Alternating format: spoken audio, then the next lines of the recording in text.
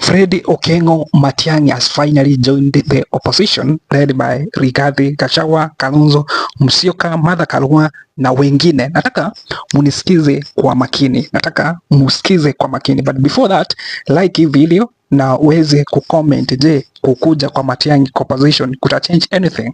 Yes.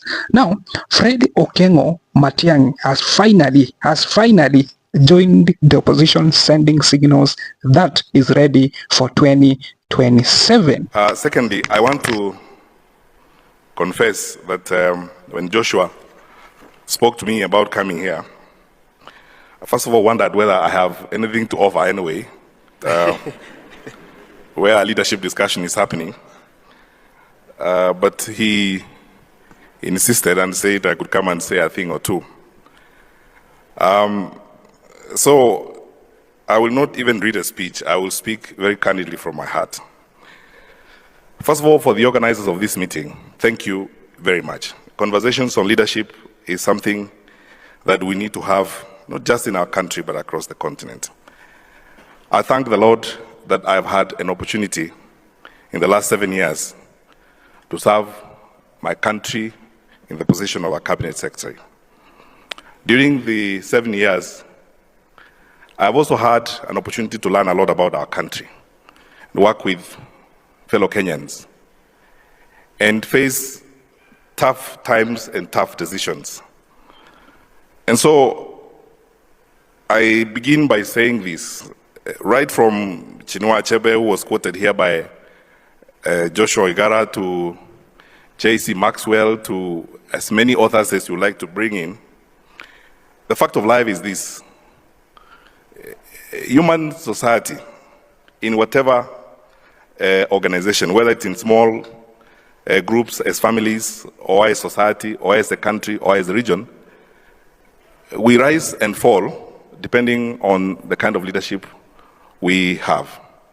And therefore, for us, not just as Kenyans, but as Africans, this is a good time to talk about leadership. At the beginning of this decade, when in my previous life in the academy we used to debate a lot, President Thabo Mbeki of South Africa came up with the African Renaissance and said Africa is now being reborn and Africa is facing new challenges and going to break new grounds. And everywhere, even international media began to scream that this is Africa's decade. And it was Africa's decade because we have probably the largest conglomeration of talent in the numbers of our young people, huge deposits of resources, and we are endowed in more ways than one and have the capacity to succeed. But unfortunately, I think, and I asked Joshua whether I could speak candidly. He said, yes, I can. Unfortunately, I think we have not effectively addressed the challenges of leadership we face in our continent, in our countries, and in our communities. And if there's anything I've learned the last 7 years I've been in government, is that we could do a lot more than we are doing, if we actually addressed some of the challenges we have in leadership. We have very serious weaknesses in our leadership. Sometimes in our environment or even in our countries, I honestly think we spend too much time on politics, more time than we should. And this hurts the potential that we have to do great things. I do not know who cast us, but I don't know why we sleep and wake up thinking about things that will not move us to the next level, like belongings, where we come from, who we are. And half the time we are lost in debates on pettiness, and we lose sight of the big things that we need to do that could unlock our potential and cause us to succeed. So I will share just about 5 lessons I've learned in the last 7 years as a minister. One, to succeed as leaders, we need to master enough courage. One of my favorite books in scripture is the book of Joshua. And 11 times or more, because that's from the version of the Bible that I read, the Lord kept telling Joshua, be courageous, do not be afraid. Surely God himself would not tell a human being not to be afraid if he didn't think you can actually be afraid. Because You can be afraid.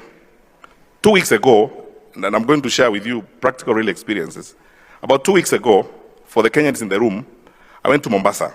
I decided on that Sunday morning with my team in the security sector to spend time to walk through Kisauni, from end to end of Kisauni.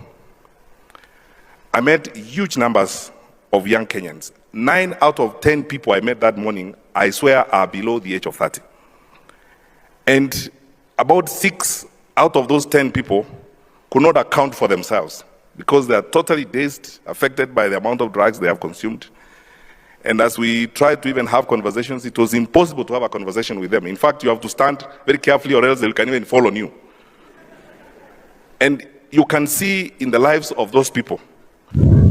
So Fred Matiang'i, the former CS in Uhuru government, today made a public appearance since he came back to Kenya, and he met among other leaders, including former deputy president, the impeached deputy president Rigathi Gachagua, the former vice president Kalonzo Musyoka, Martha Karua, former CS Eugene Wamalwa, former CS Mithika Linturi, former speaker and CS Justin Muturi, Mutuse Kitui, na huyu jamaa mwingine ako hapo nyuma amejificha ambaye sijamuona vizuri. So Fred Matiang'i, his public appearance is sending signal to Kenyans.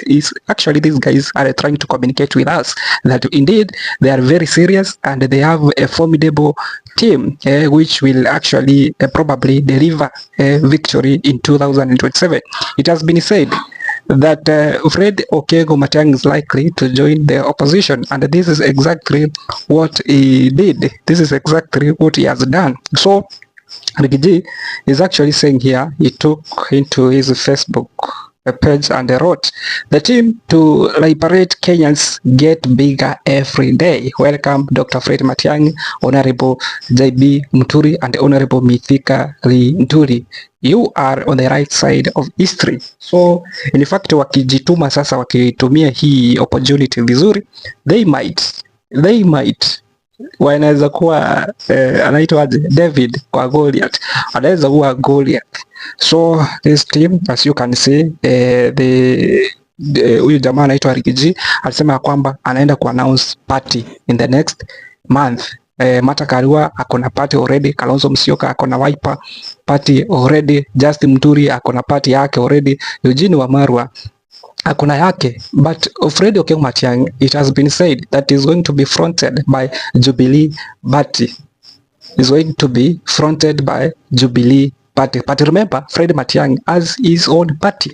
So we are just waiting to see how the whole thing is going to unfold. 2027 is far away and they could be talks. So Fred Matiang'i ndio wanasema kwamba anafaa zaidi kupewa ile bendera aweze kusaidiana na kina Kalonzo Musyoka, Hiji na wote katika opposition. So if actually these guys are very serious if they want president. But one thing Matiang'i should do, number one, lazima angalie hii mambo ya chama. There is a probability that if he joins Jubilee, those guys are going to name it a project of somebody, and this will send a negative signal to Kenyans who choose to hear those propaganda. Then anafaa kuacha uoga. I don't know kama ni uoga ama ni strategy, pengine ni strategy yako nayo, but if not a strategy, aache kuwa muoga. Yes, it has been said that atafunguliwa mashtaka more than 11 charges including Ruaraka land scandal and the killings. You remember Rivayala scandals. So among other, eti atafunguliwa. I don't know kama ni hizo anaogopa, but anafaa aache uoga, akuje atangaze ya kwamba nimekuja. But it has been said that next week these guys are organizing a very huge homecoming for Fred Matiang'i to Kisii, probably where is likely to make that big announcement. But his presence today, his public appearance today is a signal that Fred Matiang'i is now sending important tips ama signals to Kenyans that is on the race for 2027. But the big question,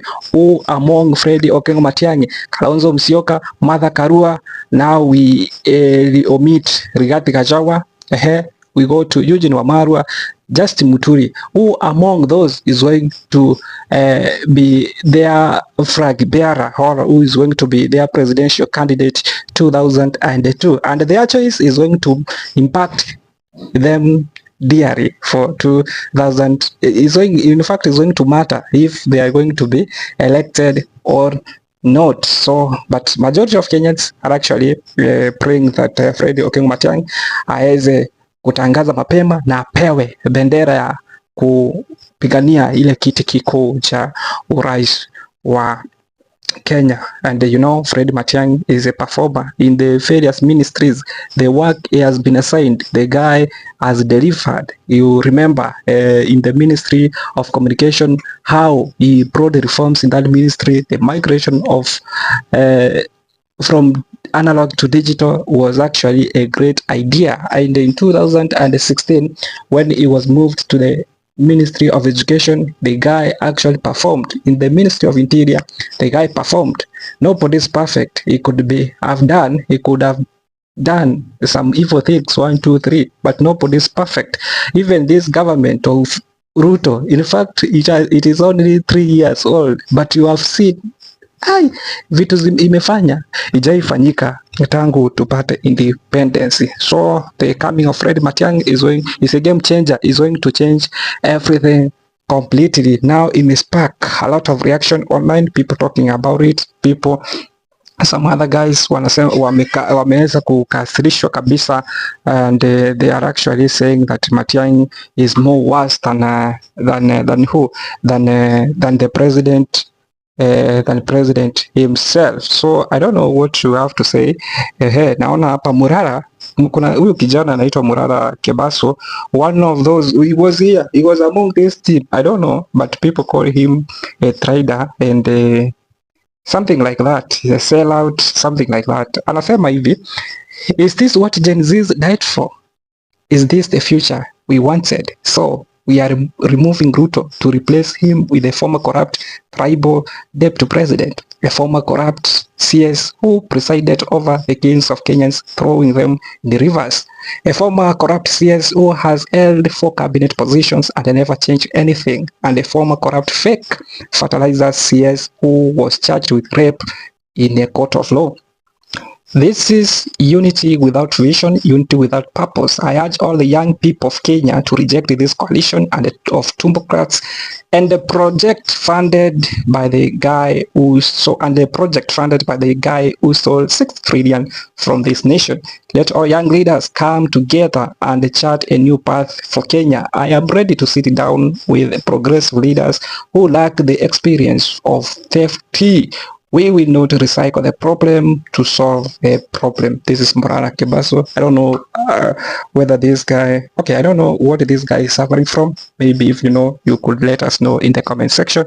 That is all about, but one thing, Matiang'i should actually come with a political party, and he should actually choose carefully. Number 2, he should come so earlier, asituweke, atangaze, asimame kidete kabisa. He should be so bold, the boldness we know him for. So he should actually stand firm and stand so bold, na aweze kudeclare, aweze kutangaza ya kwamba hako kwenye uwanja. That way Matiang'i is going to be taken seriously. I don't know what you have. Drop your comment in the comment section below. Don't forget to subscribe, turn on the notification bell so that you're notified every time we post a new video. My name is CS.